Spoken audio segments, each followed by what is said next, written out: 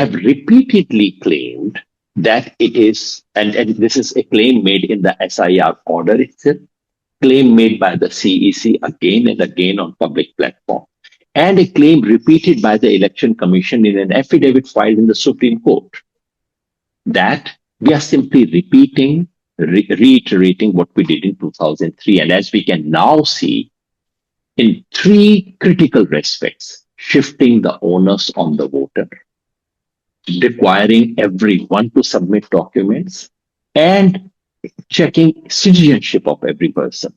In these three critical respects, it's fundamentally different to, yes, the Election Commission was indeed willfully misleading the Supreme Court of this country.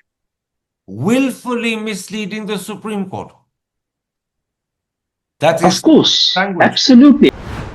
A naked man has little to no influence on society. In clothes like this, you step out and you know that you're going to turn heads. You know that you're going to create an impression of a person who cares deeply about the way they look and has a finer eye for detail. And, that seems to be the Bombay Shirt Company way.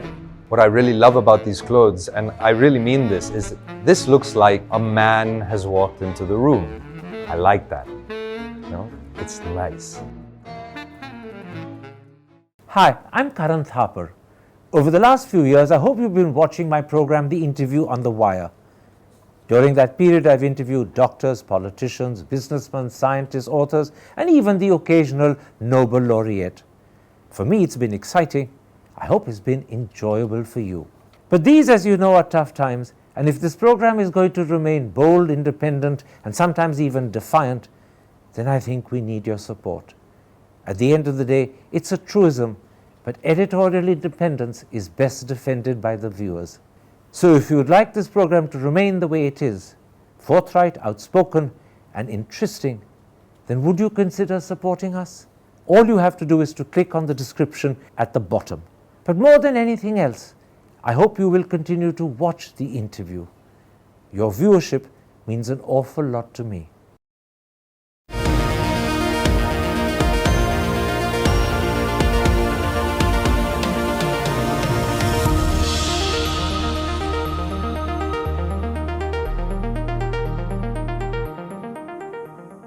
Hello and welcome to a special interview for The Wire. The Election Commission has always claimed that the special intensive revision of the Bihar electoral rolls in 2025 is a repeat of what was done in 2003. Yet when asked, the Election Commission has refused to make public the 2003 guidelines. Now the Association for Democratic Reforms has found them and filed them in court. They reveal that the exercise in 2025 is substantially and critically different to what happened in 2003.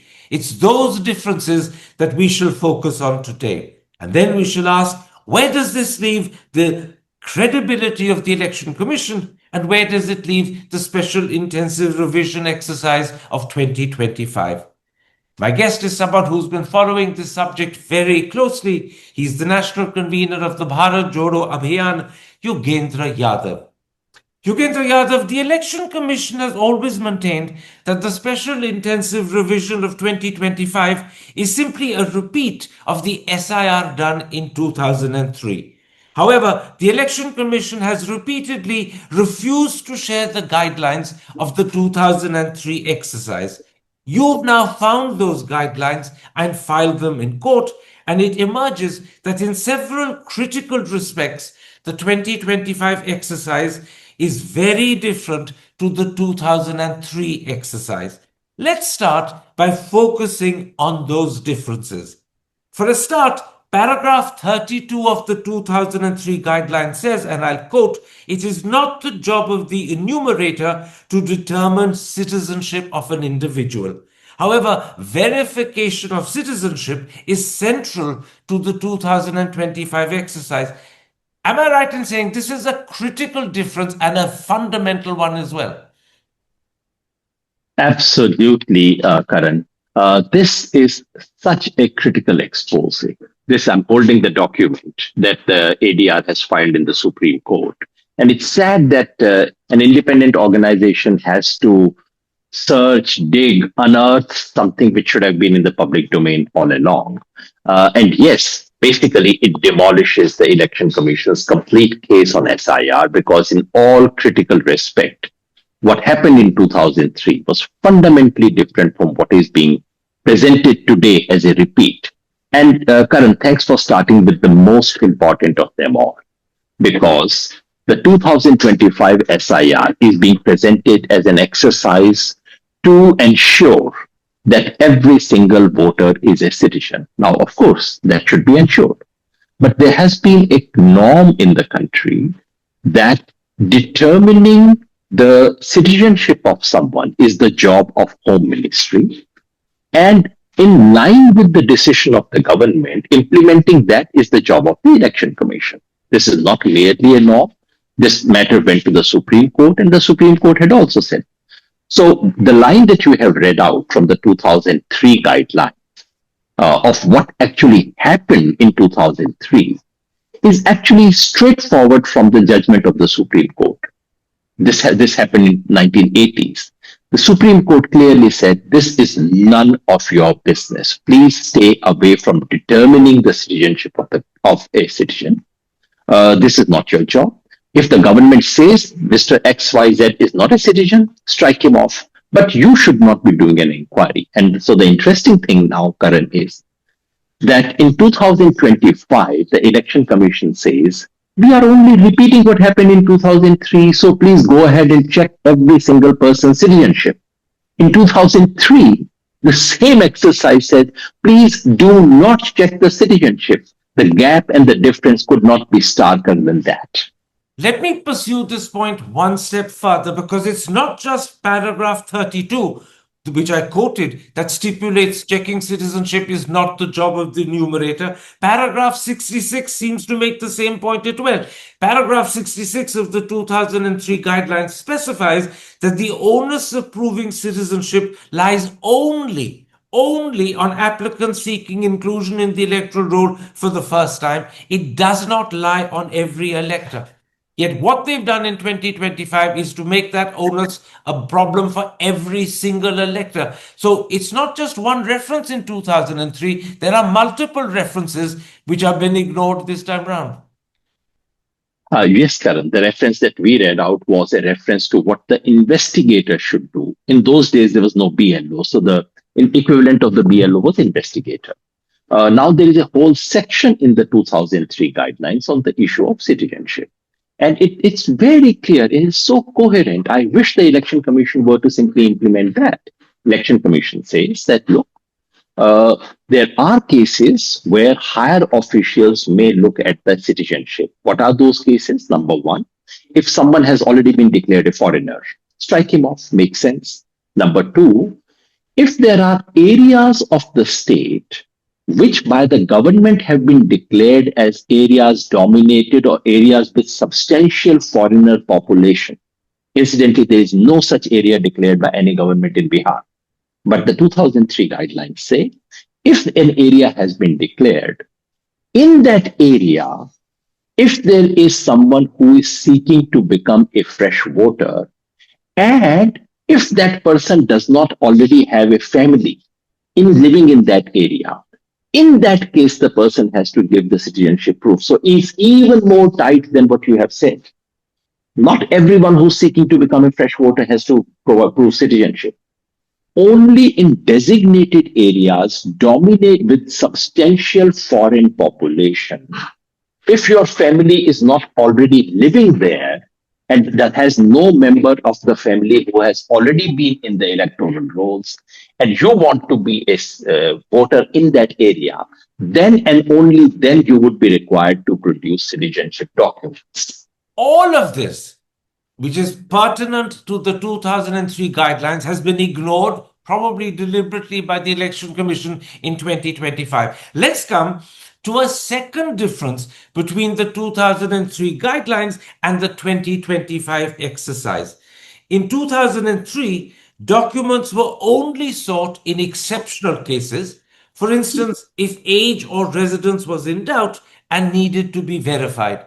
In 2025, submission of documents has been made compulsory for everyone, and the onus to provide them has been placed on individual electors. That's another critical difference, isn't it? and a difference which actually makes the exercise of revision of votes into an exercise of disenfranchisement. We live in a country where large number of people simply do not possess documents. And the SIR order of the Supreme of the Election Commission says everyone has to provide a document proving several things. Now the document could vary. In fact, so what the election commission has done is two things in one go. Number one, it has made the requirement of documents general. Everyone has to submit it, not merely in exceptional situation. Number two, the nature of the documents now is such that very few people can possess those documents. So the wall has been widened and its height has been raised at the same time. In 2003, the Election Commission followed what had always been the practice of Indian Election Commission, which recognized the fact that in this country, large number of people do not have documents, and only in special cases, and I'm glad you read out that very precise provision. If I'm visiting your house, if I'm a BLO or investigator that was enumerator as was called those days, if I suspect that you are not giving your age correctly and I can see that you are probably below 18, then I could demand documents. Or if I suspect that you normally don't reside here, then I could ask you for documents, which could be very, very simple. Ek chithi dikha do aapke naam pe aayi hui, things of that kind. That used to be the case then. So what's happening today in the name of reputation is something perverse, and as I said, it's being weaponized.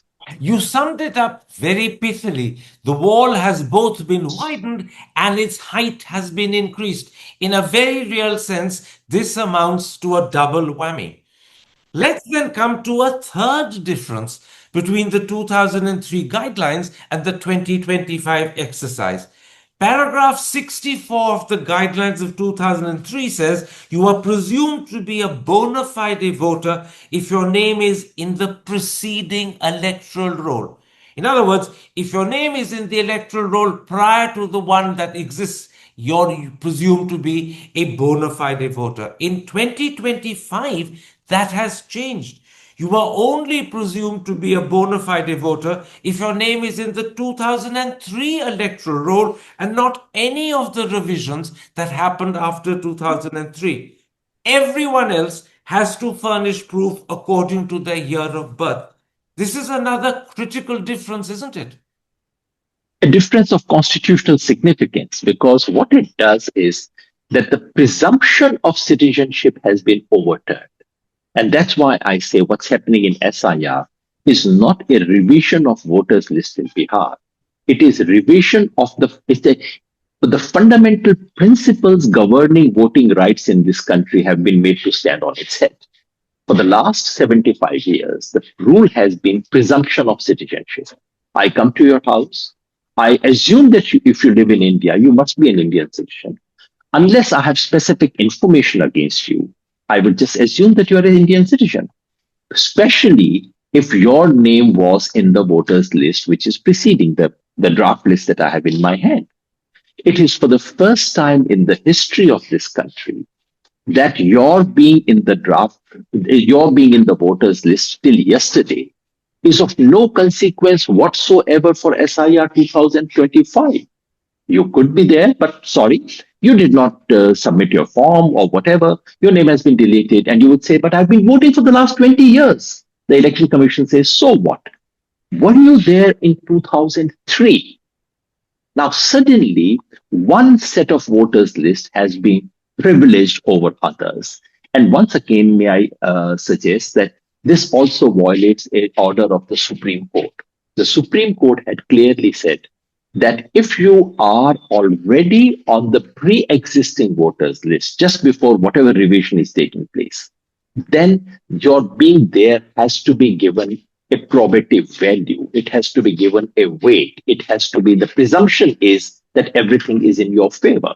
That has been overturned here. So what we are witnessing is a tectonic shift in the architecture of universal adult franchise in our country.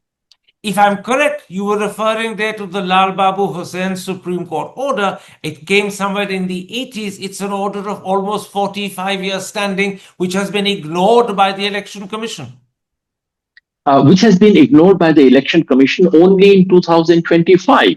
Because before that, Karan, there are numbers of guidelines, instructions, letters, orders issued by the Election Commission saying, please read Lal Babu Hussain, please do not get into citizenship. This was a famous case of the 1980s where one election officer in his, supreme, let's say, anxiety or excitement served notice to more than 1 lakh people to say, prove your citizenship, otherwise I'll throw you out. This was from Mumbai and from Delhi. And in those, the case went up to the Supreme Court, and Supreme Court clearly said, none of your business. All you can do is refer to the Home Ministry. Let the government take a decision. Election Commission should only reflect what the government has decided. That's a famous Lal Babu Hussain judgment, which incidentally is directly referred to in the 2003 guideline, which was very common because every single document of the Election Commission used to have a reference to this judgment, which incidentally has not been negated. A 45-year-old judgment, as you say, which stands, which has not been annulled by the Supreme Court, but which has been annulled by the Election Commission of India. Let me cite one more critical difference between the 2003 guidelines and the exercise that's been carried out in 2025. After that, I'll ask you questions about what this does to the credibility of the Election Commission, because that's what we are adding up towards. But let me cite that one more critical difference first. Paragraphs 1, 12, and 15 of the 2003 guidelines place the onus of entering names on the electoral rolls on the enumerator. The enumerator visits each household and personally carries out the verification. This meant that in 2003, there were no enumerator forms to be filled in by electors, and there was no deadline for doing so. Exactly the opposite is the case in 2025. Now the onus of filling up the form is placed on the elector, and there's a deadline for doing so. Here, they've literally done the exact opposite of what the 2003 guidelines laid down. This is what I mean by changing the architecture of universal adult franchise, because India has been one of those countries which has followed state-initiated registration. To have your name on the voters list is not your personal responsibility. Someone would come to your house, someone would knock at your house, sit down, note down your names, and your name would be put, just as it happens in the case of census. So we have an enumeration exercise. We are not one of those countries where the registration in the voters list is state initiated. And I must have said that in your earlier programs, Karan, wherever you have state initiated registration, the registration straight away drops by 15 to 20% because simply inertia. A lot of people simply do not come and do that. So yes, that's a critical difference. So what happened in 2003, now we can see in the guideline, is someone came to your house with the existing voters list and asked, is there any correction to be made? Is there some name to be deleted? Is there some name to be added? They did that. And then based on that, the enumerator, not the person, the enumerator sat down in your house and filled what was called an enumeration sheet, which is simply a list. He filled that. And the enumerator got the signatures of the head of the household there. Now, interestingly, there is no provision saying if enumeration is not completed by that day, you will be thrown out because the responsibility is on the enumerator, which is on to say the Election Commission. The onus is not on the individual. And in 2025, they say they would come and give you forms, but it is your responsibility to fill the form, attach a photograph, put a signature, put the required documents, and to return by 25th of July. If you did not do so, thank you very much. There's nothing we can do. You have kicked yourself out of the voters list. What can we do? This is happening for the first time. And this basically shifting of onus is something that changes which threatens the nature of universal adult franchise. Against this background, let's come to two bigger questions. We've discussed in fairly considerable detail the 3, 4, or 5 differences, which are key differences between the 2003 guidelines and the 2025 exercise. Now I want to ask you a couple of bigger questions. First, the Election Commission, when it claims, and it's done this repeatedly, that the 2025 exercise is simply a repeat of what happened in 2003, is simply misleading people, isn't it? That claim that we're simply repeating 2003 in 2025 is misleading. They knew it. They could have easily been truthful about it, but they chose to fudge and hedge. It's a staggering lie, if I may put it straight away. It's a lie because, and this is not a lie just made once.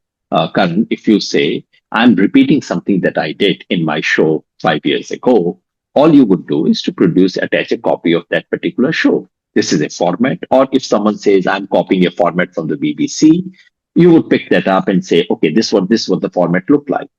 Election Commission never did that.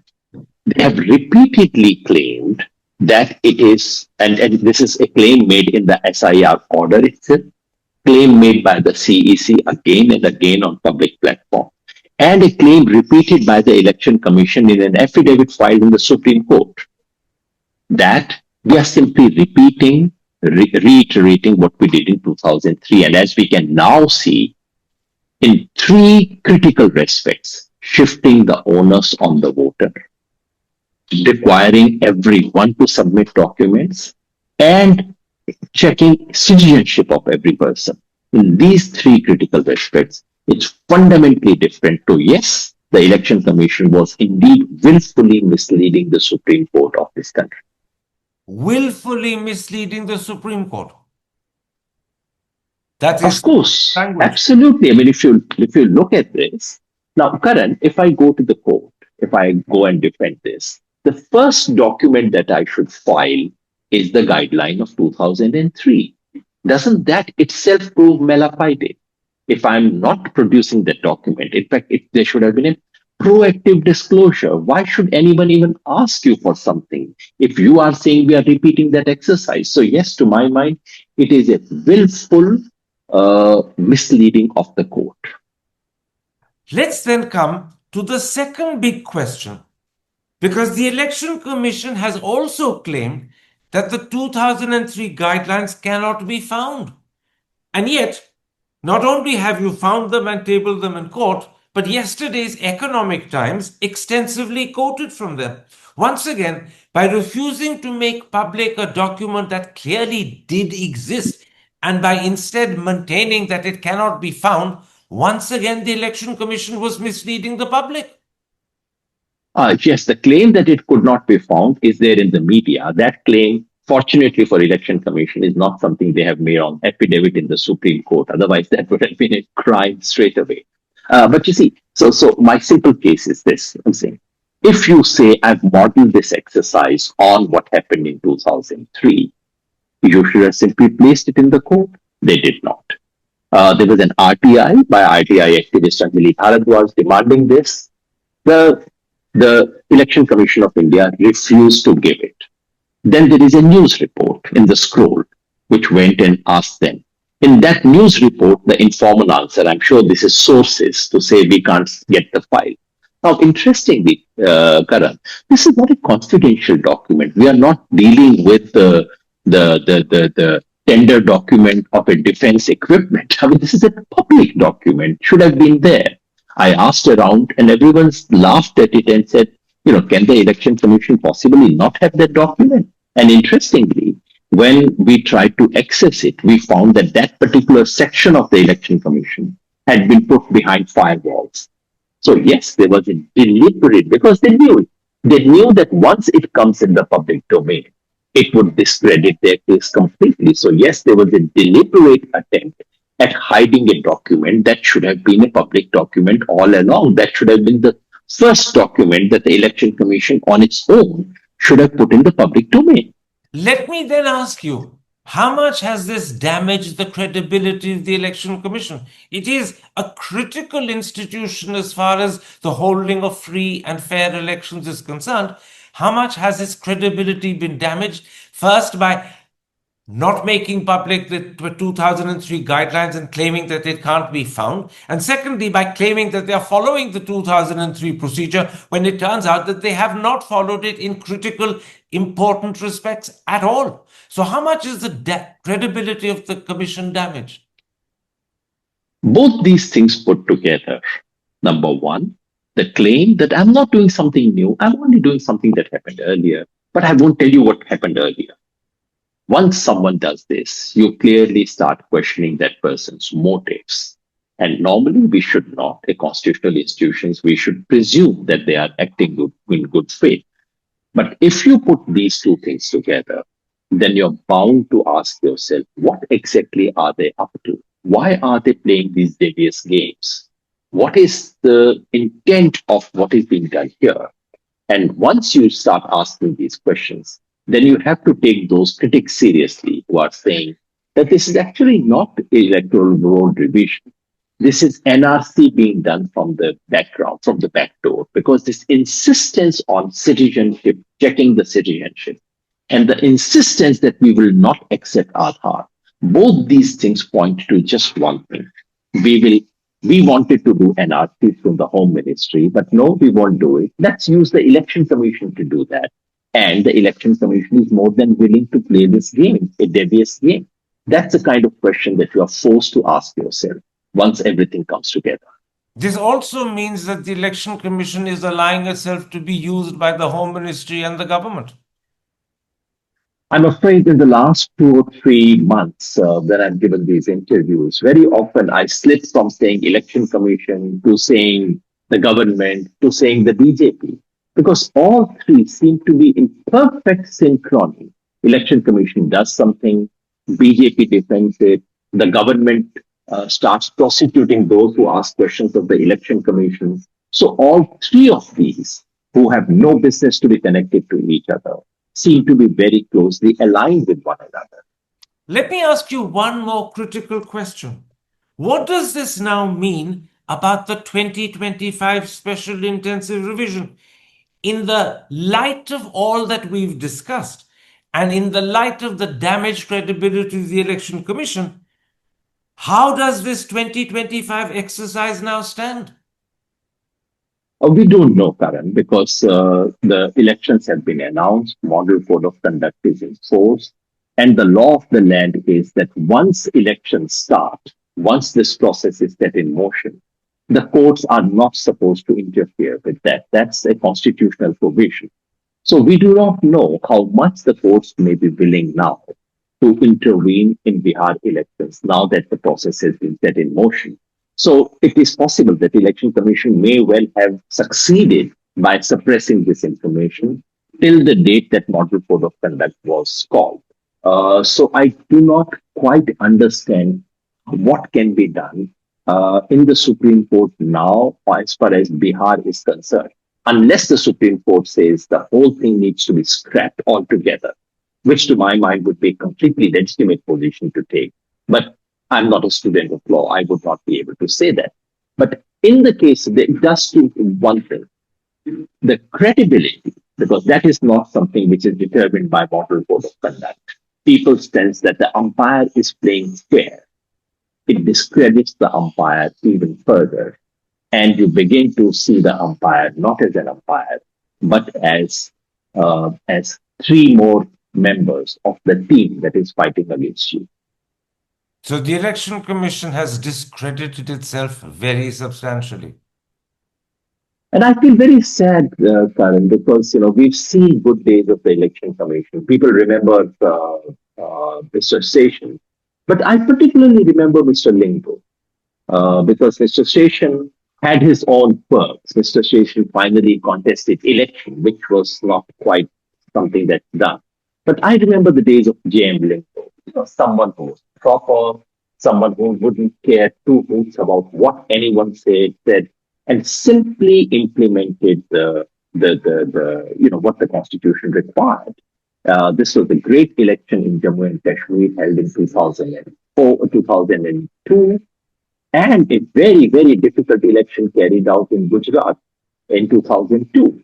Now, this is what the Election Commission used to do.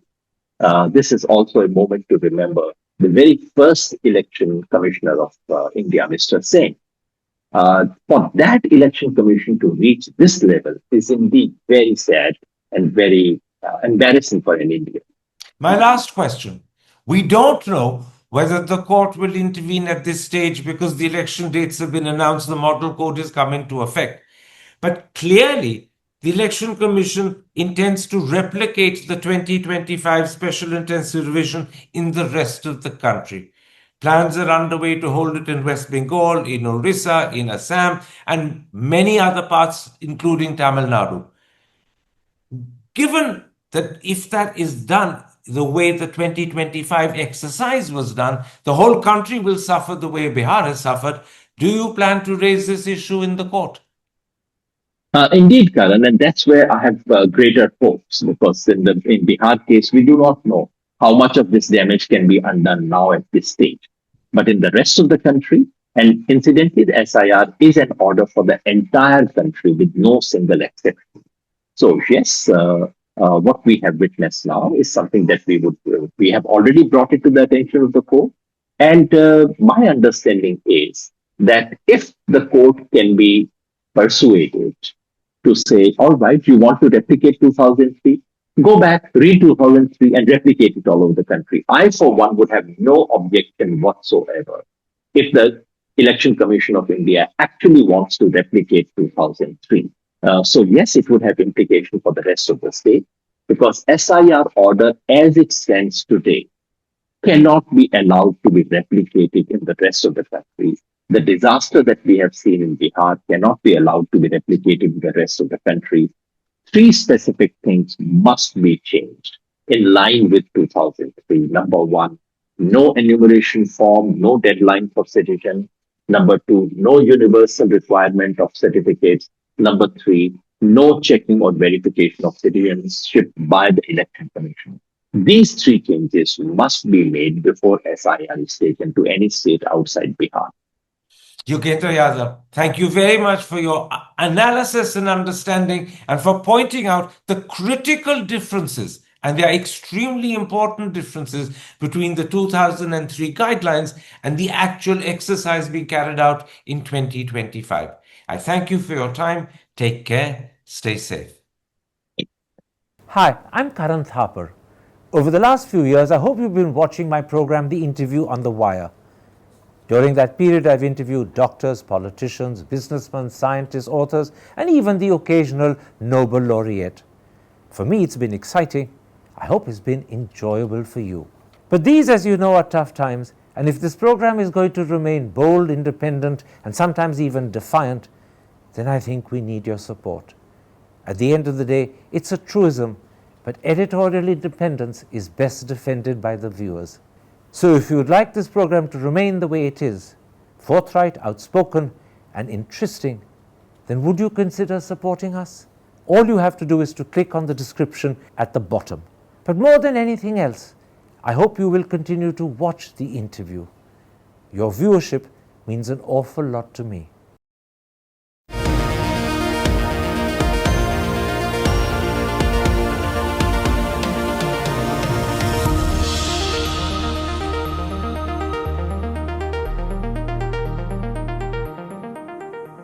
A naked man has little to no influence on society. In clothes like this, you step out and you know that you're going to turn heads. You know that you're going to create an impression of a person who cares deeply about the way they look and has a finer eye for detail. And, you know, that seems to be the Bombay Shirt Company way.